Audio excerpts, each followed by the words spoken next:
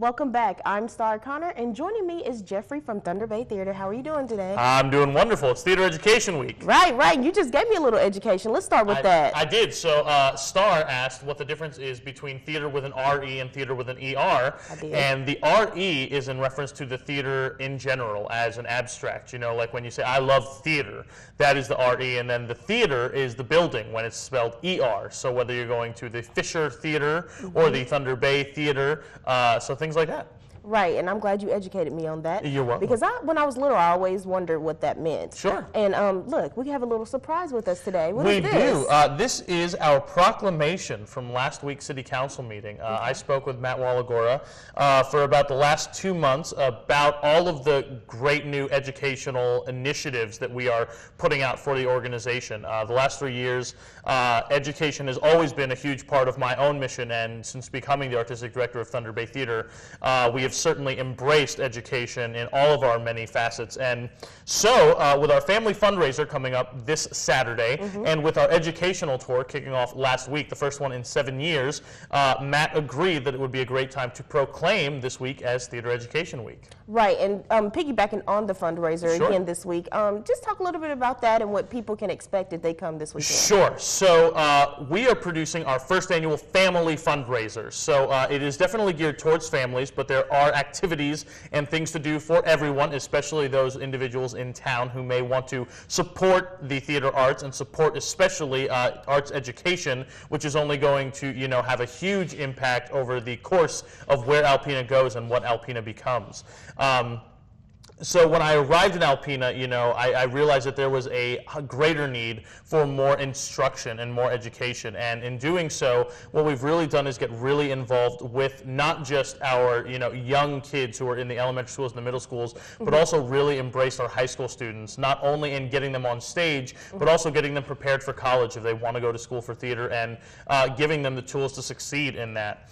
When I arrived at Thunder Bay Theater, we had 1 student who graduated from the high school and went to school for theater. This year we're graduating 4, and next year I've already got 6 to 8 that are auditioning and preparing to go to school for theater. So that's really exciting for me. It's really humbling that the kids are picking up what we're putting down, right. and wanting to pursue this as what they want to do for the rest of their lives. Right, because I've always, theater helped me out.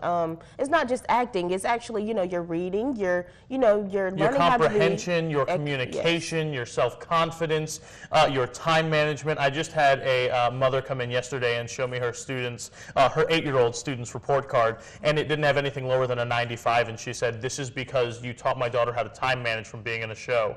And that's so humbling. It's not me, it's the kids. The kids are just utilizing what we're teaching them, so it's so rewarding, especially in a small community like this, to be able to see that come to fruition. And that's what this fundraiser is all about. It is, of course we want to raise some money for these educational programs, help them continue to grow and, really gain traction and find roots, but it's really just a celebration of our community, celebrating what the arts can do for this community. We've got some really exciting activities planned for the kids, an interactive performance for the kids to engage with some of our high school students, the younger kids. But we also have a silent auction, that is great. We've got some great items. We've got some autographed memorabilia from the Tigers and the Red Wings. We've got some really special events through the new depot that's going in over at Fletcher Street, and the Thunder Bay Winery and Art in the Loft have all been really big supporters.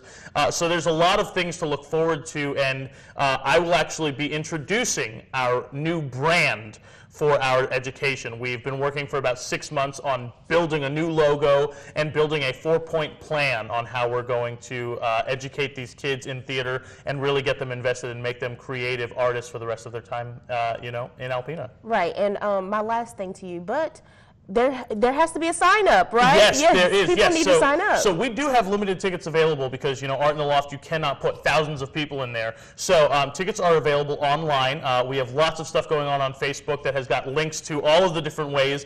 And, we also are providing lunch with your ticket admission. So the more people that we know are coming via ticket sales, the more prepared we're going to be to make sure that everybody is well fed. So, if you have not bought your tickets yet but are considering going, we definitely would love to see you pre-purchase pre-purchase your tickets, and we would love to see you on Saturday. Right, so they need to pre-purchase before Saturday, so probably They do. Friday. There will be tickets at the door, but it's going to be much more helpful if people pre-purchase. Right, thank you so much, Jeffrey, like always.